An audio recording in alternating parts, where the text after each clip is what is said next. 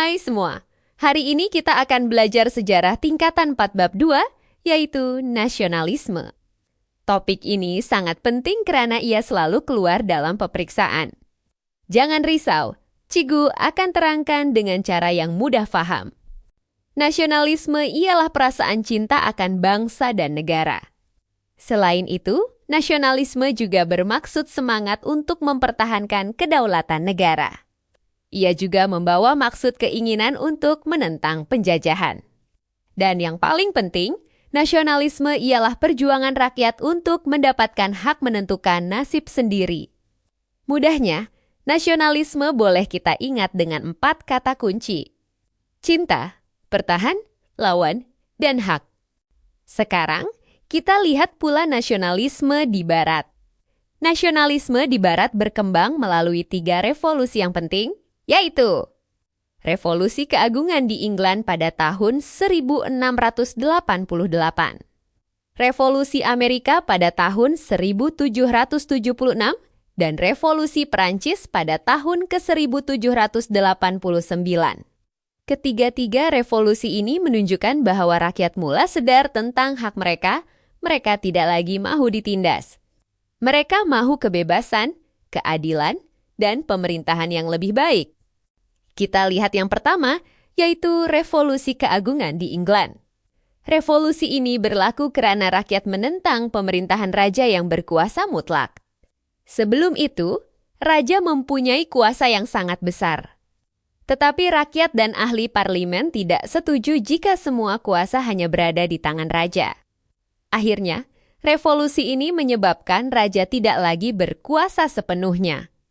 Sebaliknya, parlemen menjadi lebih penting dalam pemerintahan negara. Seterusnya, ialah Revolusi Amerika pada tahun ke-1776. Revolusi ini berlaku karena penduduk di Amerika menentang penjajahan British.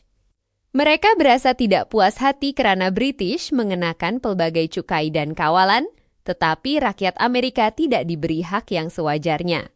Oleh itu, rakyat Amerika bangkit menuntut kebebasan. Perjuangan mereka akhirnya berjaya, dan Amerika pun mencapai kemerdekaan. Yang ketiga ialah Revolusi Perancis pada tahun ke-1789. Revolusi ini tercetus karena rakyat Perancis menentang ketidakadilan dalam masyarakat. Golongan rakyat biasa hidup susah, tetapi golongan atasan mendapat banyak keistimewaan. Keadaan ini menyebabkan rakyat bangkit menuntut kebebasan, keadilan, dan persamaan. Mereka mahu semua rakyat dilayan dengan adil tanpa penindasan.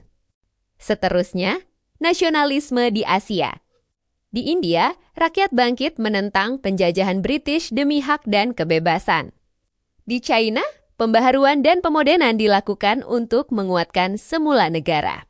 Di Turkmenia, kerajaan membuat pembaharuan supaya lebih kuat menghadapi cabaran Barat. Di Mesir, rakyat bangkit menentang pengaruh asing dan mahu memajukan negara. Perkembangan ini menjadi inspirasi kepada kebangkitan nasionalisme di Asia Tenggara. Seterusnya, mari kita lihat nasionalisme di Asia Tenggara. Di Filipina, rakyat menentang penjajahan Spanyol melalui penulisan dan revolusi.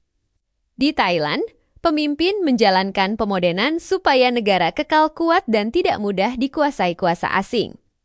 Faktor kemunculan nasionalisme di Asia Tenggara ialah agama, penulisan kreatif, media cetak, sistem pendidikan, golongan intelektual, serta pengaruh luar dan serantau. Semua faktor ini menyadarkan rakyat untuk bangkit menuntut hak dan mempertahankan negara. Selepas itu, nasionalisme berkembang melalui golongan intelektual, penulisan, dan persatuan.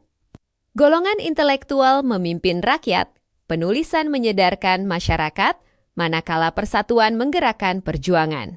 Akhirnya, nasionalisme semakin kuat dan tersebar luas. Kesan nasionalisme yang paling penting ialah membawa kepada kemerdekaan. Selain itu, nasionalisme membentuk negara bangsa. Mewujudkan perpaduan rakyat, serta mendorong perkembangan politik dan ekonomi negara. Baik, itu sahaja untuk hari ini. Harap penjelasan ini membantu kamu lebih paham tentang topik ini.